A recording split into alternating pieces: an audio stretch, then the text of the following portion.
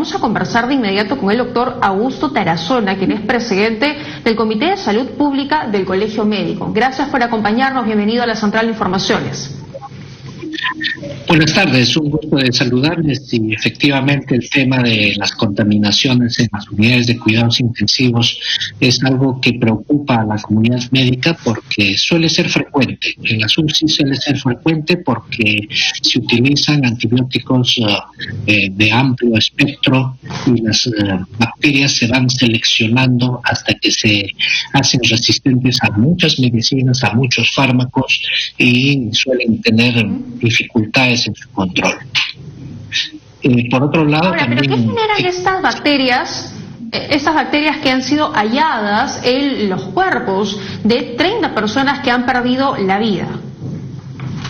Sí, estas bacterias cuando ingresan a las personas que se encuentran en condiciones deterioradas, usualmente en las UCIs, como les señalaba, generan diversos tipos de infecciones, problemas de infección intrahospitalaria pulmonar, infección de vías urinarias, neumonías intrahospitalarias, sepsis, es decir, infección del torrente sanguíneo, también que produce finalmente fallas orgánicas múltiples y conlleva la muerte.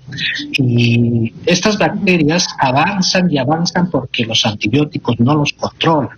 Son usualmente muy resistentes a diversos antibióticos. Y el gran problema es que los antibióticos disponibles no logran controlar y hace que las bacterias hagan un daño enorme.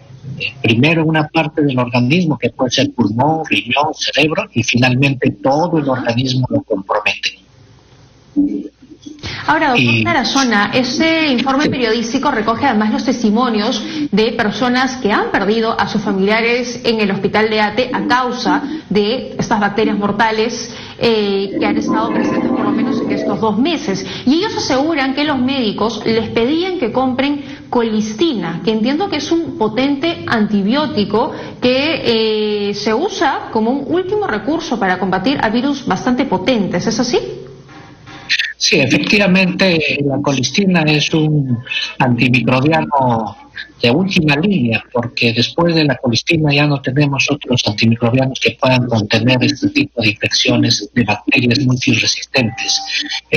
Esto lamentablemente no todos los hospitales disponen o lo disponen en poca cantidad, y cuando ahora hemos tenido una numerosa cantidad de personas dentro de las UCIs, se ha ido disminuyendo su disponibilidad dentro del hospital y ha hecho que las personas lamentablemente tengan que hacer gastos enormes porque realmente son bastante caros, costosos, y muchas familias a veces no tienen la posibilidad de obtenerlo.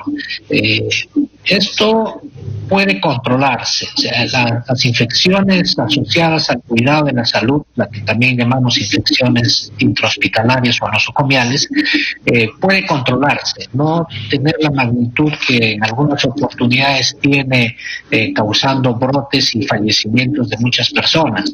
Para eso se instaura programas de control de infecciones que permite disminuir los riesgos de infecciones y permite disminuir los riesgos de la aparición. Doctor Tarazona, de acuerdo, a eso quiero llegar previamente, pero previamente quería consultarle sobre cómo está el sistema inmunológico de una persona, de un paciente con COVID-19 que ha ingresado a la unidad de cuidados intensivos y que además se infecta con una de estas bacterias, porque leía los testimonios de algunos de los familiares y aseguraban que en cuestión de días sus hijos, hermanos, padres perdieron la vida. Fue una cosa que ni siquiera pudieron comprar las medicinas y automáticamente el hospital les informó que habían perdido la vida. Sí, fíjese, las personas que tienen COVID-19 y llegan a las UCIs es porque pueden tener 2 condiciones. Una es algunas comorbilidades que han deteriorado su estado de salud, y lo otro es que producto de la propia infección por el COVID tienen una inmunidad alterada. Existe una alteración inmunológica que permite que muchas bacterias u otras complicaciones ingresen al organismo humano. Esto es penoso, por decirlo de alguna forma, porque hace mucho más complejo complicado el manejo de estos pacientes. Es decir, tenemos el sustrato persona con inmunidad deteriorada y con comorbilidad, y al frente tenemos bacterias muy resistentes que no mueren, con antibióticos antibacterianos que comúnmente se utiliza en los hospitales. Se requiere de potentes antimicrobianos que algunas veces, además de ser potentes contra el microbio, también producen daños o por toxicidad o por efectos secundarios a la propia persona. Entonces, un paciente con una infección intrahospitalaria suele tener una evolución muy rápida. En pocas horas se complica y en pocas horas, en un par de días, puede evolucionar a ser una falla multiorgánica, es decir, hay deterioro de los diversos órganos del cuerpo, el cerebro, el corazón, el pulmón, el hígado, el riñón, y finalmente llegan a la muerte.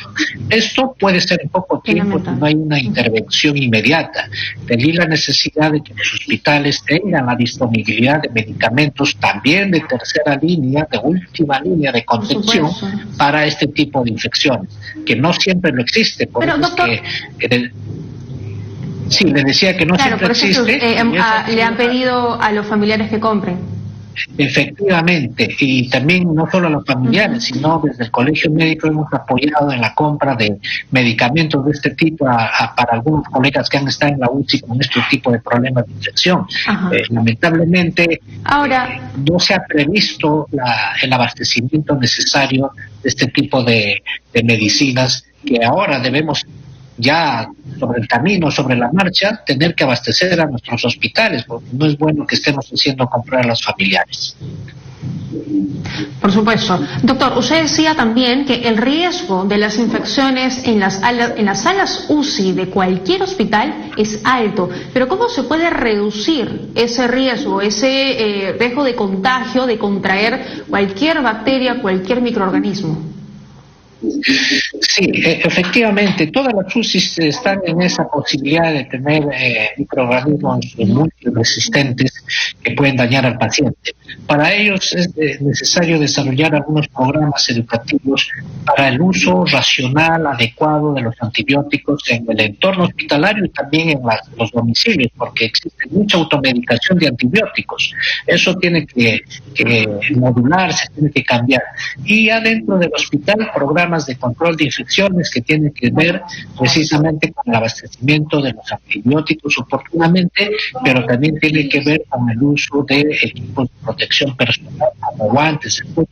Tiene que ver con el lavado de manos, tiene que ver con la separación de los pacientes en una distancia apropiada entre un paciente y otro, porque en algunas oportunidades, por la necesidad de poner pacientes críticos dentro de una UCI, de un ambiente, se juntan los pacientes y los microbios tienen la posibilidad de transmitirse hacia el otro paciente que está al costado a través de algunos mecanismos mecánicos, algunos procedimientos mecánicos.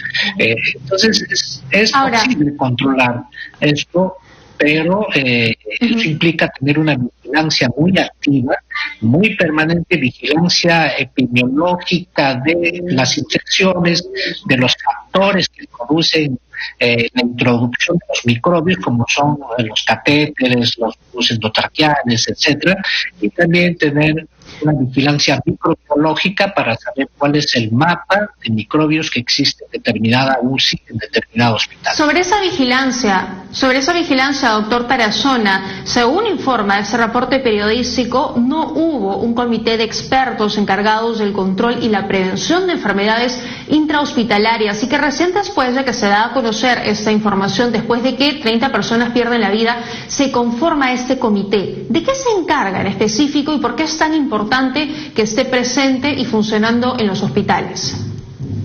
Fíjese, una de las grandes demandas que el Colegio Médico tiene y ha tenido y sigue teniendo ante el Ministerio de Salud es la activación efectiva de los comités de prevención y control de infecciones intrahospitalarias.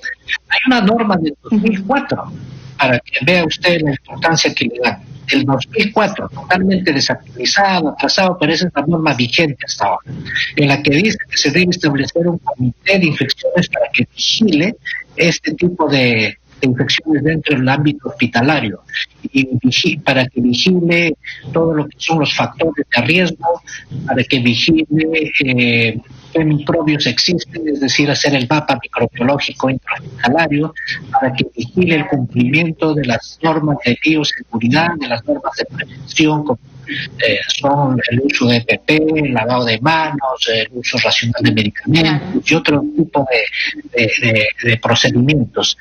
Lamentablemente con el COVID, muchos de los comités, casi todos los comités de control de infecciones, al contrario de fortalecerse, se han desactivado. Eso permitió, valga el paréntesis, también la infección de nuestros colegas por COVID, porque la infección por COVID del personal de salud tiene mucho que ver con la vigilancia de infecciones intrahospitalarias. Esto responde entonces, doctor Tarazona, a una falta de gestión. Yo diría que nos ha ganado el día a día. En algunos hospitales, en mayor o menor medida, puede existir algunas deficiencias de gestión, pero en general ha ganado el día a día y al parecer no lo han tomado muy en serio este componente, porque es cierto que algunas personas que tienen COVID y han estado a la UCI pudieron haberse salvado si solamente era COVID, pero se han adquirido infecciones hospitalarias por bacterias multiresistentes y han muerto no por el COVID. Tengo que cerrar, no, doctor Tarazona, pero con una situación como la que se está viviendo en estos momentos, cuando hay más de 50 personas infectadas con bacterias mortales, 30 han perdido la vida, el hospital tendría que haber parado, tendría que haber cerrado, hacerse una limpieza y desinfección general para no poner en riesgo la vida de otras personas. Cuando existen los primeros casos, el primero, segundo, tercer caso, tiene que hacerse una intervención de control. No podemos decir que ha habido 30 en un periodo relativamente corto, pero ha habido algún descuido que lamentablemente ha podido permitir esta situación. Cuando se tiene algunos casos, tenemos que hacer un alto en la jornada, hacer una intervención, poder hacer el control de este brote que está apareciendo en cualquier ámbito hospitalario. Muy bien, doctor Tarazona, le agradezco que nos haya acompañado esta tarde en RPP, muy claro con sus explicaciones. Muy bien, la verdad es que es bastante serio lo que ha ocurrido en el hospital de ATE. Estamos hablando, y además hay que recordar que fue el propio presidente de la República, Martín Vizcarra, el que anunció que este hospital iba a recibir a las personas con COVID-19 en estado grave, es decir, personas que necesitan una cama en la unidad de cuidados intensivos y que se han topado con una bacteria agresiva, con una bacteria mortal, motivo por el cual 30 personas han perdido la vida. Así que aquí, ojo, el Ministerio Público ha entrado a tallar, está investigando y estamos hablando, insisto, de 30 personas que perdieron la vida.